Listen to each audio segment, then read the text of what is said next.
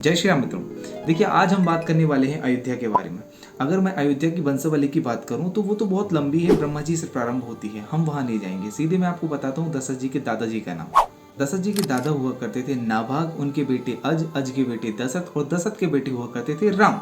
इन सभी लोगों ने एक के बाद एक अपने पुत्रों को अयोध्या का उत्तराधिकारी चुना, पर राम जी के बाद अयोध्या का राम जी का उत्तराधिकारी कौन बना? ऐसा सामर्थ्यवान व्यक्तित्व कौन था जो राम राज्य को संभाल सकता था? अगर आपका उत्तर है लव और कुश, तो नहीं मित्रों, मैं आपको बता दूं, लव और कुश राम जी के दो जुड़वा बेटे हुआ करते थे, जिसमें कुश बड़े हुआ करते थे और लव छोटे हुआ करते थे।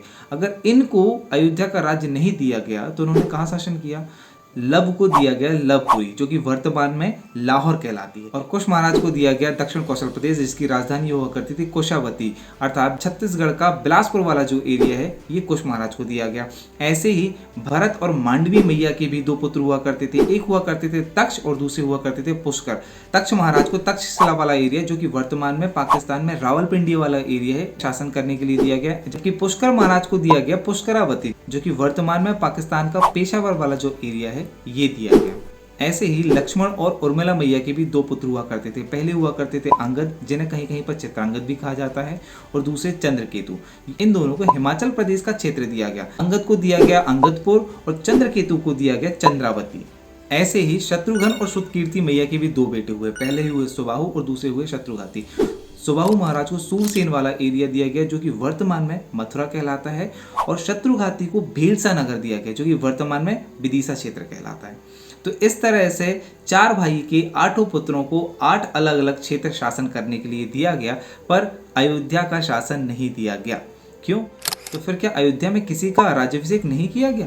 नहीं दोस्तों, रामराज्य जाना ही जाता है अपने सर्वोत्तम निर्णय, अद्भुत चरित्र और पुरुषार्थ की पराकाष्ठा के लिए। और ये सभी बातें तो केवल एक ही चरित्र में थी, वो थी हनुमान जी महाराज। जी हाँ दोस्तों, ये बात बहुत कम लोगों को पता है कि श्री राम जी महाराज ने अपना उत्तराधिकारी हनुमान जी महाराज को बनाया, वो भी कहाँ पर? हनुमानगढ़ी में। पर ऐसा क्यों कि प्रभु श्री राम ने किसी को भी अयोध्या का उत्तराधिकारी नहीं बनाया?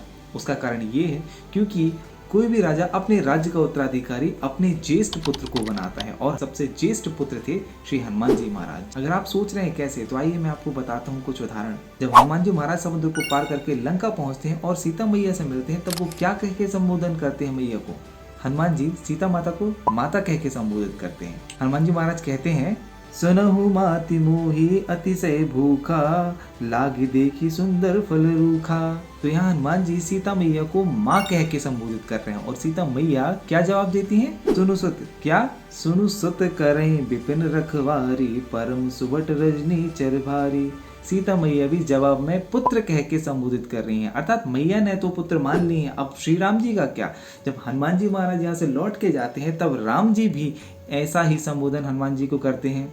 राम जी कहते हैं, सुनु सुत तो ही उरिन में नाही, देखे वो करी विचार मन माही। हे पुत्र सुनो, मैंने मन में खूब विचार करके देख लिया कि तुमसे उऋण नहीं हो सकता।